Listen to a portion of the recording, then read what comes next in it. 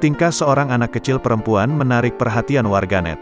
Ia marah dan kesal hingga menangis karena tak diundang saat acara pernikahan kedua orang tuanya. Aksi tersebut direkam langsung oleh sang ayah dan diunggah di akun TikTok @anakmamipintar. Anak kecil bernama Kuenza itu tengah melihat foto bersama ayahnya. Foto itu merupakan foto pernikahan sang ayah dan ibu. Mengetahui foto tersebut merupakan acara pernikahan sang ayah dan ibu, si anak pun heran kenapa di foto itu tak ada dirinya. Ia pun berceloteh marah karena tak diundang terlebih saat melihat banyak saudara yang datang.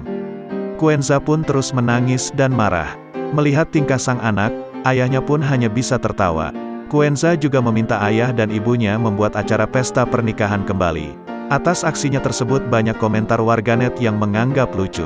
Lucu banget, tutur salah seorang warganet.